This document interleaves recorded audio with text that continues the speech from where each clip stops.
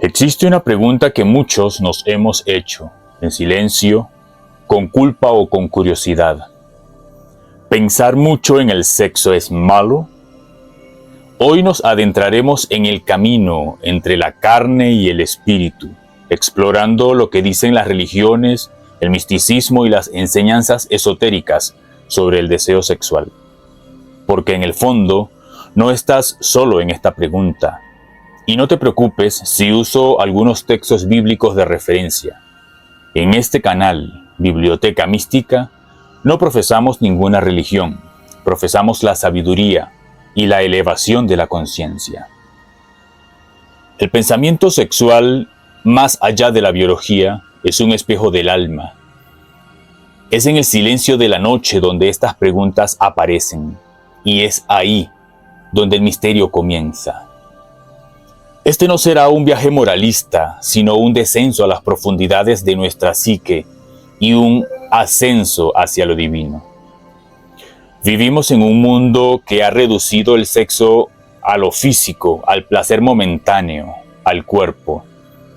Pero en lo profundo, el acto sexual es un portal, un umbral sagrado donde lo humano toca lo divino. Cada encuentro íntimo es un cruce de almas, de energías, de memorias que no siempre entendemos, y cuando el cuerpo se une al cuerpo, también el alma se entrelaza. En la antigua sabiduría mística se entendía que el sexo no era simplemente un deseo, era un sacramento, un ritual, una alquimia. Incluso en el cristianismo esotérico, el cuerpo es visto como el templo del Espíritu Santo, como dice 1 Corintios 6:19. ¿No sabéis que vuestro cuerpo es templo del Espíritu Santo que está en vosotros? Entonces, ¿qué ocurre cuando ese templo se abre una y otra vez sin conciencia, sin conexión espiritual, sin amor real?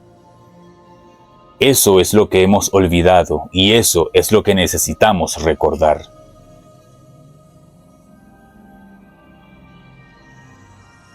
La religión ha tenido una relación ambigua con el deseo. En el cristianismo, el sexo fuera del matrimonio se ha considerado pecado. San Agustín hablaba del deseo sexual como una herida del alma tras el pecado original. En el Islam, el deseo es natural, pero debe canalizarse con responsabilidad. Y en el budismo, el deseo, no solo sexual, sino todo deseo, es una de las raíces del sufrimiento. Las religiones institucionalizadas a menudo han asociado el deseo con el pecado, pero si miramos más allá de las doctrinas rígidas, encontraremos místicos que sí vieron el deseo como un puente hacia lo divino. En la Biblia, el libro Cantar de los Cantares, hay mucho erotismo. Escucha esta frase. Mientras el rey estaba en su reclinatorio, mi nardo dio su olor. Mi amado es para mí un manojito de mirra que reposa entre mis pechos. Cantar de los Cantares, capítulo 1, versículos 12 y 13. Este libro es considerado sagrado y para el cristianismo habla de la conexión del ser humano con Dios, aunque el texto refleja un hecho literal y físico. En el sufismo, el anhelo por el amado, Dios, se describe como un deseo ardiente, incluso sensual. Entonces, ¿y si tu deseo no es algo que te aleja de lo sagrado, sino algo que te quiere acercar? Así nace la culpa, no por el deseo en sí, sino por no saber qué hacer con él. La culpa aparece cuando lo terrenal se reprime sin comprensión. Muchas personas cargan con años de silencios, pecados no confesados y pensamientos que jamás se atreven a decir.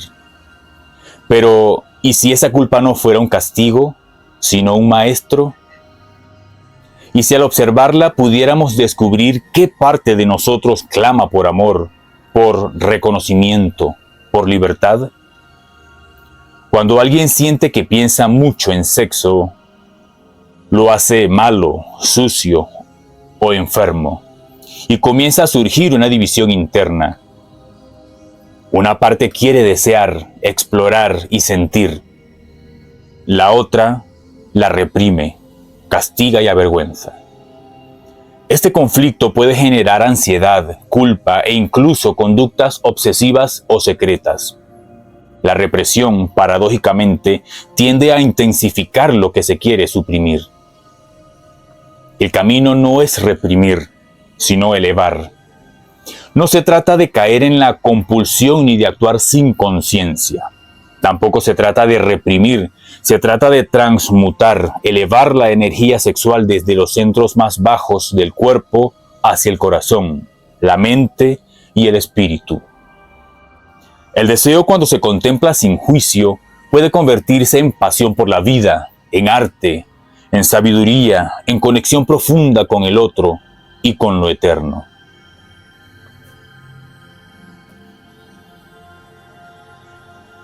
Pero no todas las tradiciones vieron el sexo como un enemigo del alma.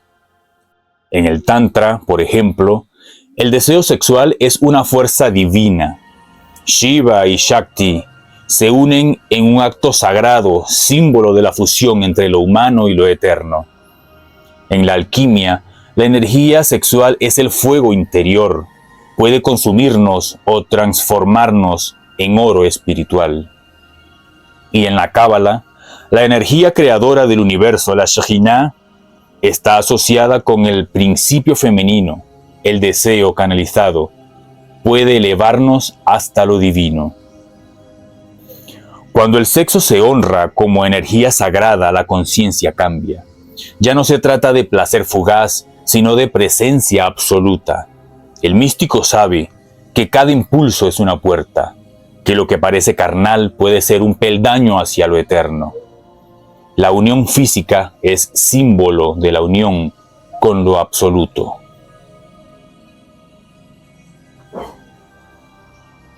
El pensamiento constante en el deseo no es casual.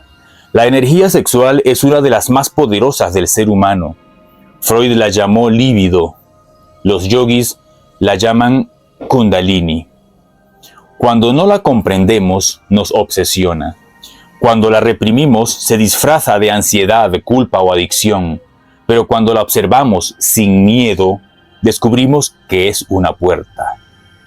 Pensar mucho en sexo puede ser un síntoma de una desconexión más profunda con nuestra energía vital, con nuestro cuerpo, con nuestra creatividad. El problema no es el pensamiento, sino el vacío detrás de él. Aprender a mirar ese vacío sin juicio es el inicio de la sanación.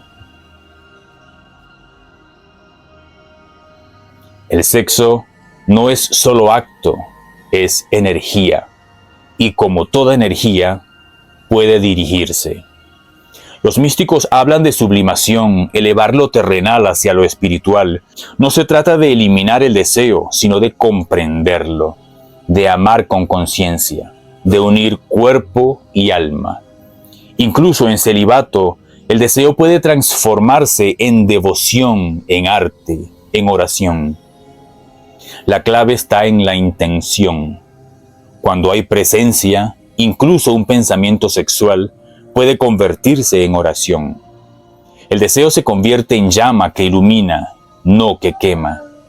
Cultivar esta conciencia es un camino diario, una práctica sutil.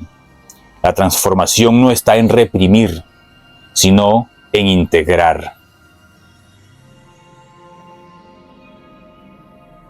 Si sientes que pensar tanto en el sexo es malo, si la culpa te pesa, si sientes que estás atrapado en pensamientos que no puedes controlar, no estás perdido. Pero no es el mundo el que debe cambiar, es tu relación con el pensamiento. Primero, obsérvalo. No luches contra el deseo como un enemigo. Obsérvalo con la calma del sabio. Pregúntate, ¿qué parte de mí busca esto? ¿Es vacío? ¿Es curiosidad o es amor sin dirección? Segundo, transmútalo. Respira profundo, lleva esa energía a tu corazón. Imagina que asciende por tu columna como un fuego sagrado. Esa es la antigua práctica de los místicos. transformar el deseo en compasión, en creatividad, en conciencia. Y tercero, siembra algo nuevo. El deseo crece donde falta dirección. Llena tu vida de belleza, propósito, silencio. Calma el alma. Cuando el alma se llena, el deseo se ordena y entonces ya no piensas tanto en el sexo.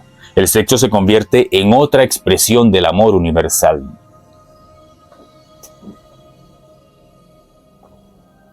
Pensar en el sexo no es malo. Lo que importa es cómo lo pensamos. Lo hacemos desde la carencia, el miedo o la obsesión. O desde la conciencia, el amor y la integración. El sexo, como el fuego, puede quemar o iluminar. Cuando abrazamos nuestra humanidad sin vergüenza, nace el verdadero poder espiritual.